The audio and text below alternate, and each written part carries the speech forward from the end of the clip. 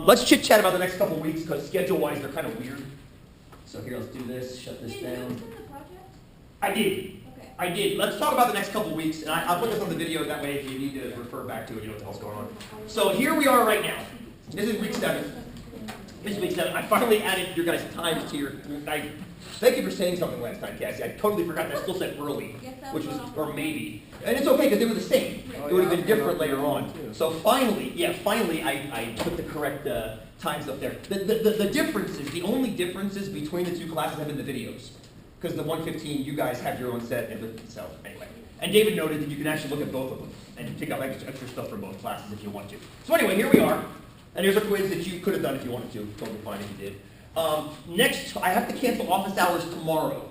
So if you want to come today after class, I'll be there till about 4:30. I may be available then unavailable, but I'll be in my office. I'll be recording a video for you guys because I think I told you this last time. I got to cancel class Monday. So what I'm going to do is, say again. Okay. I'm sorry. I forgot. That's okay. Watch, I probably put the schedule page because I knew you guys look at this to get information.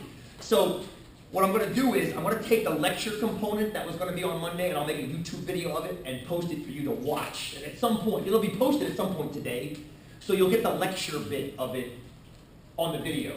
And that way when we come back in class on Wednesday, we can jump into like the activity part where you're actually using the program, using the TI. I have a little in-class quiz plan. We can get all that stuff done. So the lecture component you can watch as many times as you want, or skip through if things are boring. You can kind of jump around. Yes, I'll link it right in that. I'll link it right in that cell as soon as it's made and uploaded. But I have to make it and upload it this afternoon. So if you come by the office, I have a little red light with an on air. It's a cheese ball, but it says on air. It's got a red light right by the office. If that's on, it means I'm recording. So if you want to jump in, hey, what's up? You'll be on YouTube, which is great, whatever. So, or just wait till the red light goes off and I'll be like, hi. I record like 5-minute blocks, so it doesn't take long for it to go back home and back on again. So fair enough. So that's Monday. Oh, please, Jessica. Is that lecture going to have anything to do with the exam too? With the take-home part? Yeah. No. Your take-home part is the same stuff that's covered on this that you just did right now. So everything we're doing today, we started at the end, the middle, the second half of class Monday, and we're doing at the second half of class today, is for exam 3, including the video on Monday. So all I'm doing is that, it's kind of weird in that the timing is the way it is, but because I like assessments that roll, you're constantly looking back while we're moving forward, if that makes sense. Which is, again, the rainy day coupons are a perfect example of that. You're looking back at an assessment, fixing things, and resubmitting. That's kind of, I like that. It helps students remember better. So yes, it'll be on what's called the standard normal distribution, or the normal distribution. And you'll see the point of it when you watch the video. And you'll see some connections to it today, actually, towards the end of class, which is great. So that's Monday. Originally, I had your take-home exams turned in that day. But if I'm not going to be here, that seems kind of dumb to have you guys come in just to turn something in. So I put the take-home exam due on Wednesday instead. But then I thought to myself, you're going to bring binomial questions, because we're going to finish the binomial distribution today in class. You're going to bring questions on that on Wednesday.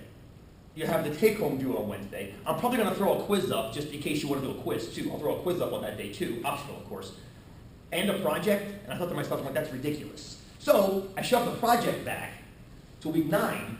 The problem is Memorial Day is that Monday. So now the project is a week after it was originally posted, which is great. I don't recommend waiting because then you have another project in week 10. And I like keeping the project, so I like keeping the projects like 2.5 weeks apart, but now I can't because of the way the scheduling fell.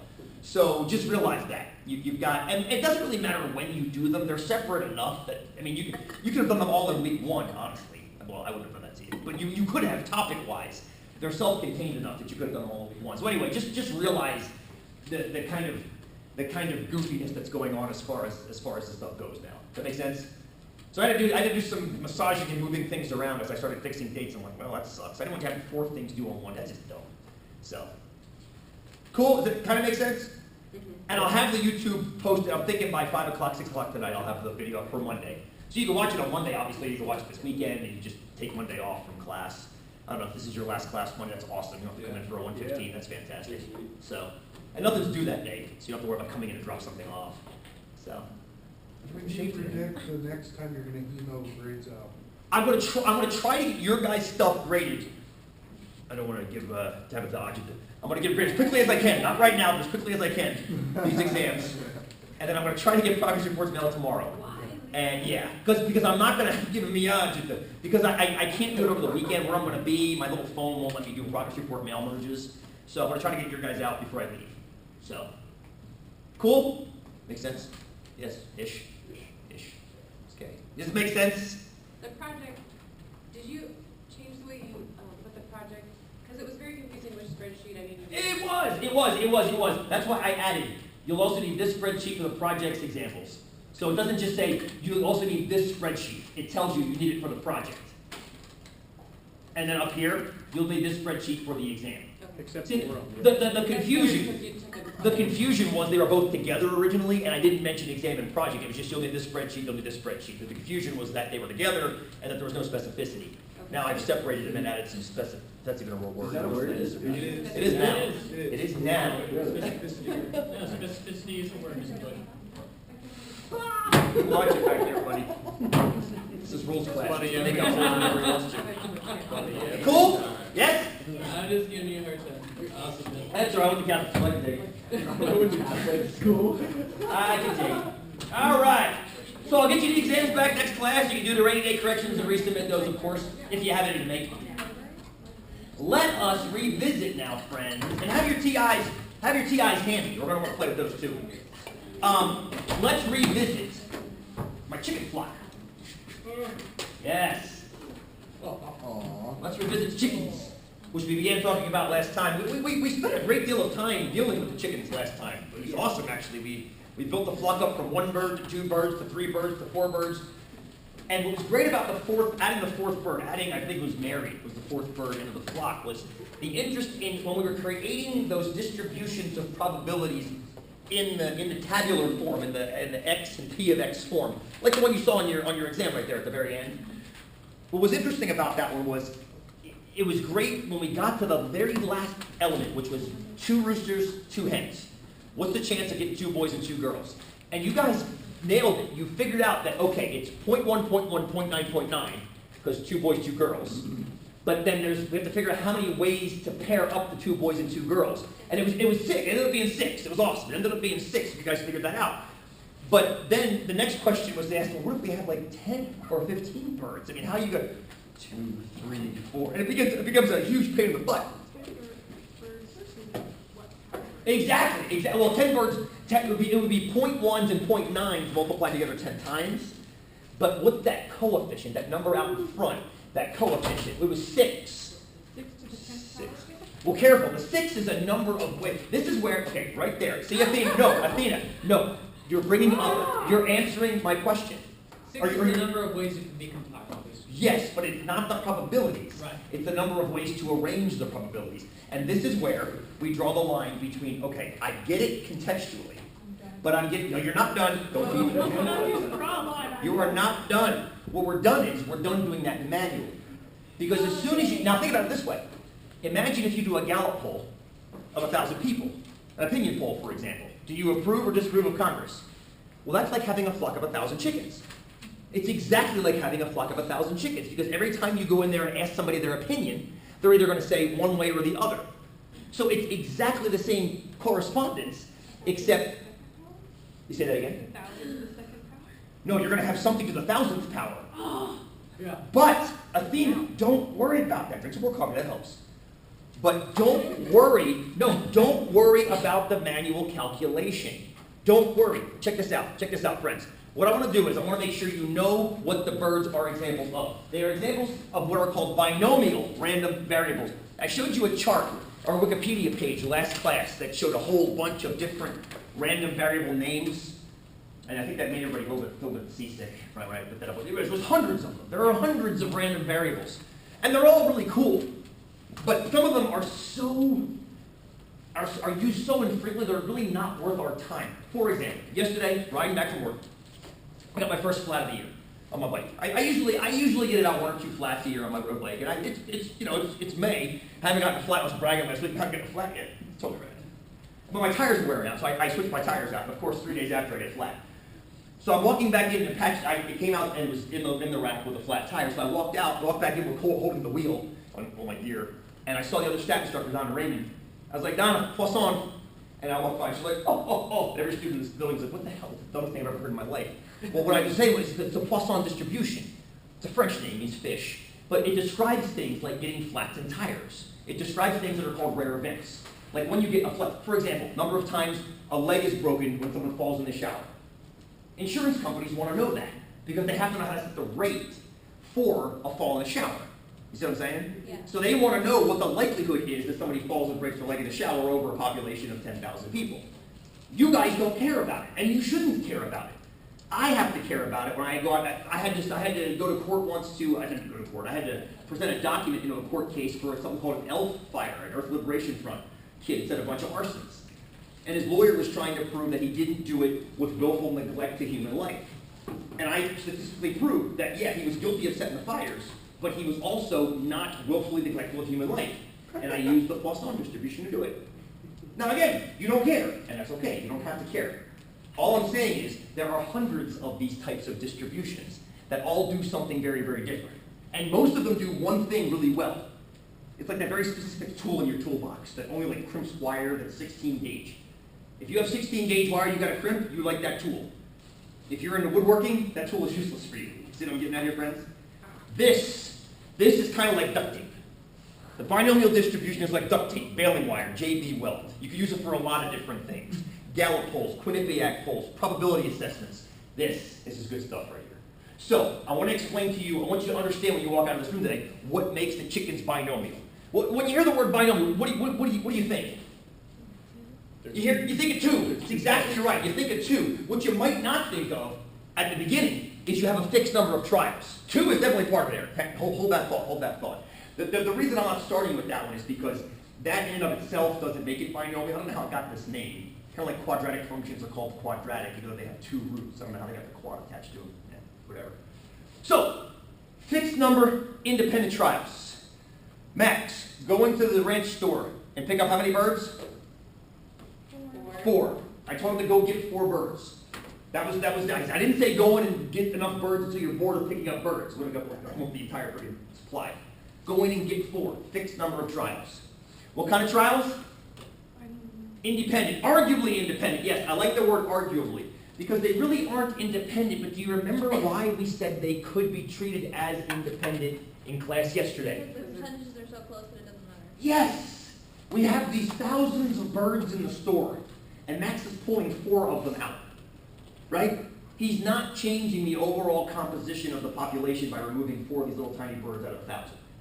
If it was 4 out of, say, 10, that'd be a different story. But 4 out of 1,000 or 2,000 birds is not changing anything. So it's arguably independent. Is it really independent? No. It's really dependent, as Tabitha pointed out yesterday, I believe. It really is dependent. It really is without replacement. But you can treat it as with replacement. And why would we want to do that? Easier. Because it's easier. Think about all that math we did yesterday. The 0.1s times the 0.9s times the 0.9s times the 0.1s. The only reason we could call it that was because we were treating them as independent. Yay us. That's a good thing. Cool? Okay, the by part, as Eric said, is because you have 2 outcomes per trial. In this case, male or female chick. And you don't know what you've got. Every time you pick a bird up, it's 90% female and 10% male. Essentially, on average. That's the idea of the average of the 0.9. Right? So you've got these 2 mutually exclusive outcomes. When you have more than 2, then it becomes what's called a multinomial experiment. Those are fun. We'll test those in 244 with an iPod shuffle. We'll test the iPod randomizer, load a bunch of songs on my iPod, shake it, and keep track of what songs we hear, and we see if it's being random enough. And the answer is sometimes it's not, because Apple had to change their randomizer. I don't know if you guys heard this, about 1.5 years, 2 years ago. People were complaining that they were getting too many, I don't know, Jack Johnson songs. I've noticed it. Right, you've noticed it. I listen to my iPod a lot. And you get clumps of songs? Yeah. Good! You should get clumps of songs. But You should be getting clumps of, what does randomness do? clusters. It clumps and clusters. You should. You Yeah, should. yeah. You should. What Apple did was they changed it so the clumps were lessened. So it's actually less random. They spread things out more. It's less random. They make it less random but more spread. It feels more random though. Because we suck at perceiving randomness, Chris. That's it. As human beings, we are terrible at being random. You all come here every day and sit in the same seats. How unrandom. You see what I'm saying? We are terrible. We're human. We don't like randomness. Well, Corey moves around a little bit. You guys. But you're still the same 3. I mean, so the thing is that Apple, so anyway, the point is, when you have more than 2 outcomes, that's multinomial, we'll stick with binomial for right now. We'll make it random. We don't like it. Oh wait, we don't like it, let's make it less random. Okay, we like it now. Right now. And here's the deal. Every trial, you've got, let me grab a cord real quick, too. Every trial, this, number 3 actually kind of ties into numbers 1 and 2. Since they're independent, you've got complementary probabilities. So if one's 0.9, the other's 0.1. And as far as the constant goes, the constant is because you're not dealing with replacement, you're dealing without replacement. You're assuming without replacement. Now, I gave a number of programs out to folks last time who didn't get them. A couple of you, I think, need to be hooked into the machine to get these. Let me run around real quick while you guys are scratching these down and share those. Oh, let me see. Nope. Got one. I'd written a better one since then. Okay. Oh, that's great. Streaks on the window. Was that right? Huh? I got some programs.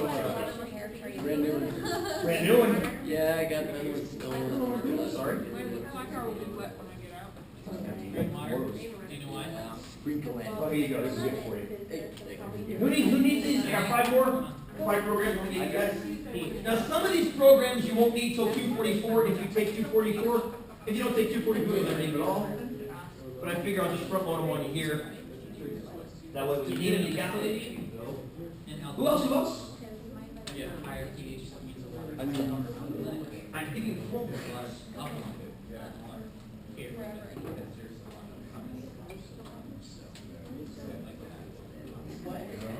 When you go down to something acidic, which the brain would be. Well, yeah. So the balance of the pH is less, it's more acidic, so it's softer. Neutral pH is 7.0. Those of you that already have the programs, I mean, I want to show you how to use it today. Or one of them today. The other ones, I'll show you the other one in the video. Anybody else? Chris, you need it? so, when'd you give it to everyone? Yesterday, or last class. Did I need it? My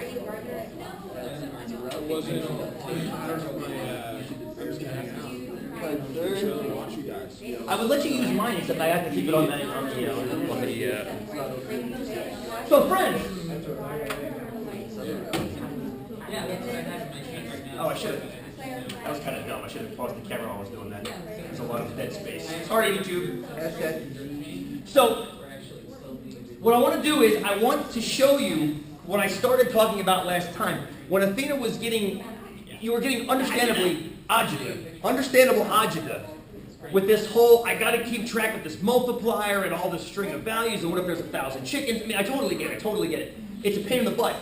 So what we've done with the program is, now that you understand how they set up, you don't need to do it by hand every single time. It's ridiculous. So, fire up your machines and go to the program menu. It's the one right under stat, this guy right here. Now, you probably don't have as much crap in here as I do, but find the one called dist fill. Dist fill. Mine's number 7, yours is probably not. It's probably something. It's under stat? It's under program. I'm number 2. Oh. Yeah, it would. Number 2 makes sense because you only have 5 programs now. That's the second one. And go ahead and grab that one. Then by grab, I mean press enter, and then press enter again. So what it asks you to do is, it essentially asks you to set up the random variable distribution. It's going to put it in L1 and L2. So remember how we were doing it on the board yesterday? We had our x's and our p of x's. It's going to put the x's in L1. So let's build my flock. What's the smallest number of girls we could have? 0, none. What's the largest number we could have? 4. For my flock eventually was 4 birds eventually. When you press enter now, if you stop the program right now, which I don't want you to do, if you looked at L1, it would now say 0, 1, 2, 3, and 4. So it's got those values in there for you. Now it wants to know, what should I put in the P of X column? What should I put in L2? What's binomial? Well, we want to put the binomial probability. So grab 1 or enter and tell it what's the probability on any given trial. So when you go in to grab a bird, what's the chance it's a girl? 0.9. And then press enter. And then it says done. Now you go look at stat edit, and there's your distribution. Because I pushed the wrong thing. Hang on, look, is L3 and L4. There we go. I was still over there with your numbers, Luke. Yeah. There we go. There you guys go. And if you look at those numbers, that's the distribution we got yesterday at the very end. That was our 0.1. That's our 4 times 0.1. There's the pain in the ass. 6 times 0.1. 4 times 0.1, and then 0.9. So what's 0 again? What's 0 again? Let me see you jump again. Yeah. So you see, this takes care of it for you. So Athena, don't worry about memorizing those numbers that go out in front. There's no need to memorize those numbers that go out in front. I've actually gotten in discussions with textbook authors about this, because textbook authors still put the formulas in the books and still want kids to talk about it. And then I go watch them give lectures and talks sometimes at these conferences I go to, and they say, oh, it's so antiquated to have these students memorize the formulas. You're putting them in your textbooks. You're saying one thing and printing another. This is what we should be doing. And then analyzing, for example, on average, how many girls should I have? On average, how many girls should I have? What's the most usual, what's the most likeliest number of girls that I'm going to have? You see what I'm saying? I'm getting at here, friends? That's the important thing. The important thing is not getting lost in the computation. I do not want that. I don't want the frustration level. I don't want this to be a math class. I want it to be a stat class. Algebra centered. Of course you are. That was your entire math career up until this point. Of course it was. Now, I gave you a second program called Dist Draw. If you go to program, Dist Draw, mine's number 6, yours is probably number 1, and you press enter a couple times on that one, it'll actually give you a graph of the distribution. Oh, cool. So this is a shape, and what's nice about this is it shows you the skew if there is any skew for the distribution. It'll show you how skewed, if it's skewed at all. You can also press the trace button here, and then you can actually jump from point to point on it, and you get the distribution. Those numbers should look familiar to you as you jump back and forth. They're the same probability distribution numbers. So right now, I'm sitting on, that's the chance of getting 3 girls and therefore 1 boy when I have 4 birds in the flock, and it's about 29%. And here's the most likeliest outcome is 4 girls at about 66%. Remember what the average number of girls for the flock was? Remember what the average number of girls for a flock of 4? You don't have to remember, that's the best part. 3.6. It was 3.6, but if you don't remember that, what can you do to get it? Calculator. You can run one bar stats. That's the best part. You don't have to remember that the average is 3.6. You can simply go stat, calc, 1 bar stats, L1, L2. On average, you get 3.6 girls, which means on average you get 0.4 guys, 0.4 roosters. You don't have to remember anything. That's the best thing. All you have to know is what the hell that table means. That's the important thing. So I want to spend the rest of the day kind of getting into that table and making sure you can interpret what the hell the table's telling you. Fair enough? Does anybody keep chickens in here? I've asked this question before, right? Some of you have chickens. How big's your flock, Carissa? How many you got? 10. Perfect example. Thank you. Let's build a flock of 10 chickens. Did you buy them all at the same time? All 10 at the same time? You didn't. Did you get all? Well, actually, don't tell me anything yet. Don't tell me anything yet. Let's build the probability distribution. Same thing for my flock, but for a flock of 10 versus a flock of 4. Okay. See what I'm saying? See what I'm saying? All right, what I'm going to do, I'm going to move my distribution over to L3 and L4. So that way, Carissa's will replace L1 and L2. So program, disfill. What are my smallest and largest values going to be now? 0 to 10. Because you can have at fewest no girls and at most 10 girls. Fewest 0, at most 10, and anything in between. Anything in between. Please realize, and this is part of what the video on Monday is going to be talking about, there are only 11 possibilities for this random variable. 0, 1, 2, 3, 4, 5, 6, 7, 8, 9, 10. That's 11 possible values. That's because this random variable is a discrete random variable, meaning it takes on whole numbered values. If I was talking about the chicken's weights, or the weights of the eggs they laid, that would no longer be discrete. That would be continuous, and this distribution fails us, which is why I only make you learn 2 distributions in this class. This one's for discrete, and the normal distribution for continuous. And that's what the video on Monday is going to be about, the bridging the gap between the two of them. Well, the video is going to be on Monday. We'll continue talking about it, but I want you to watch the video before Wednesday to kind of get the point, like why we even care about that kind of thing. Fair enough, Dave? Great question. Here we go. Takes a couple seconds. Boom. Fill it with binomial. Were you also told the 90% when you bought your chickens, Chris? Do you remember? No. They They didn't tell you that, or they didn't tell you, didn't give you a different number? No. They didn't tell you anything. And I've heard 0.9. Say that again. You guys just went in there and got it. Went in there and bought. Just give me birds. Yeah, preferably girls. So let's go with 0.9, because there's no reason to think it's anything different. It says done. You can go look at it now, which is cool, and I like looking at it. So here's go. Gotta go over here to get to Chris's.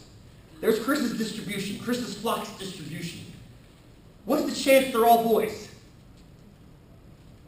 Go ahead, say what you think it should be. What's the chance all 10 of those birds are boys? If she walks in the store, buys 10 birds out of this huge number. Say that again. 1 million? 1 millionth of a